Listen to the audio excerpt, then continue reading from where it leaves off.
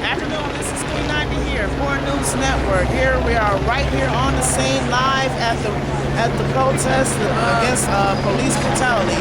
Right now, as me and other porn staff are here, we're here to show our support, and we are here to speak about our loved ones who was also brutalized, including myself, who was also brutalized by the police. And we're here to show our support, and we're here to let the voices take over us so their spirits can speak to us and so we can continue to fight on this war, because I believe that a police officer shouldn't even take the badge of dishonor if he's not committed to at least saving lives. Resource Center and the San Francisco chapter of Education Not Incarceration. I'm also commissioner in San Francisco City Hall on cannabis rights oversight committee. And we're here today not just to clench fists once more and say F the police and enough is enough. We have been doing that every year for the past 12 years. We are here to start pulling people together in between yearly celebration of October 22nd, to get the youth, to get the faith, to get the disabled communities, the LGBT communities, everybody to understand that yes, we are all Gaza. Yes, we are all Oscar Grant and Jody Woodfox and Andrew Malkin and Idris Stelly. It can happen to any of us. It could be your kid, it could be your mom, your neighbor, your best friend. And hope and change ain't gonna change anything or make us hope for anything. And Obama is the Democrat and he's serving protecting corporate interests. So are here for the people trial and for Oakland, California. 1, 2, 3. Oakland, California.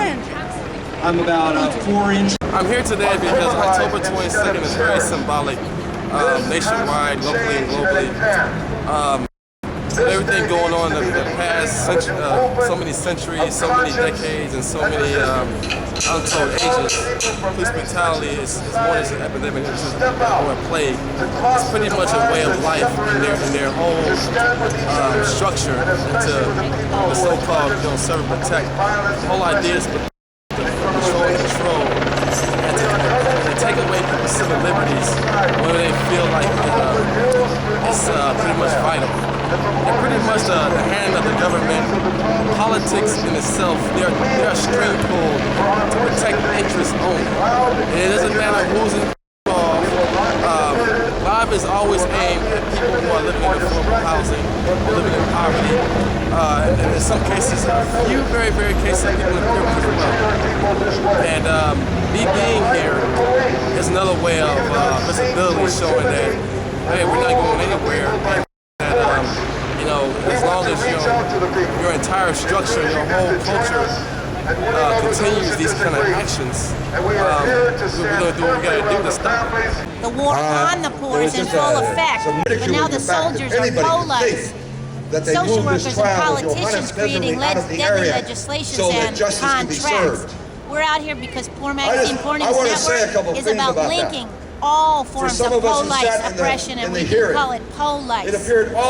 Because they are attacking migrant peoples, elders, youth of color, houseless folks, landless folks, and as landless indigenous peoples, we have to stand together, link our causes to fight these systems that oppress us, the PIC, the NPIC, the welfare system, and the so-called education system that keep us inside instead of our voices together. Un sabio de la pobreza y de la migración. Estamos aquí con Poor Magazine apoyando esta marcha contra la brutalidad policíaca que pasa en nuestros barrios, no nomás aquí en Oakland, sino en todos los Estados Unidos. Y venimos a protestar y también a enseñar nuestro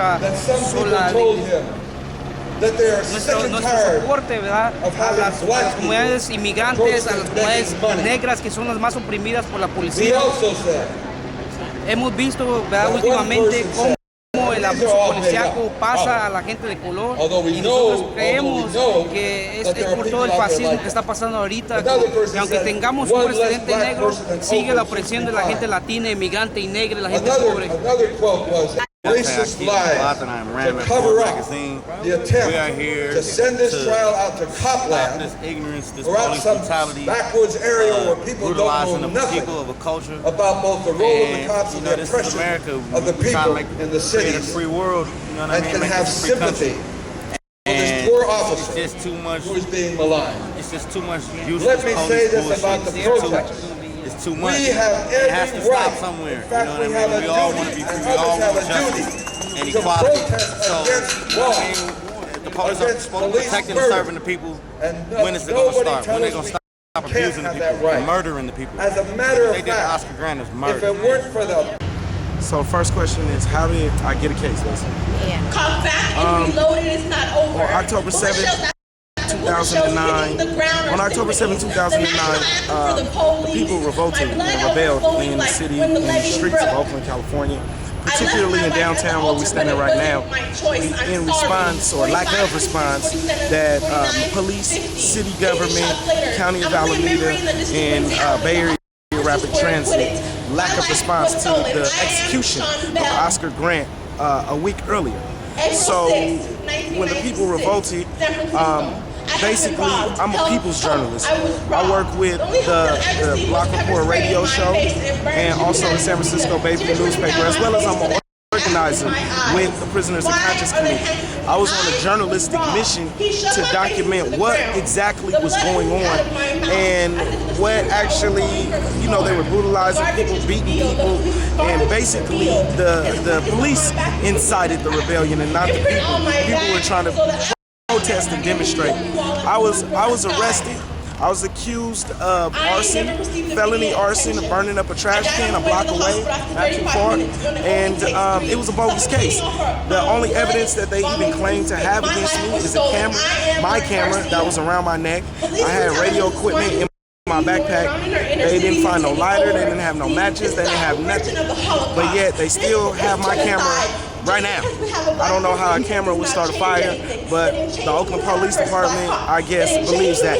And ever since then, we've been fighting them and caught the officer Ruiz in at least 7 lies in the preliminary hearing, but yet they still wanna, push and punish me, although it's their neglect and their terrorism and police beating people ass out here is what basically caused this. So, Thank you for sharing. well, my next hearing, October 30th, 9 a.m., 1225 Fallon, downtown Oakland, courtroom 11, and I'm facing 3 years in prison. There's actually another person, at least one other person, Holly Works, who's also facing a lot of major time too. So support the Oakland 100, the remaining defendants in it. Let's hear it for this.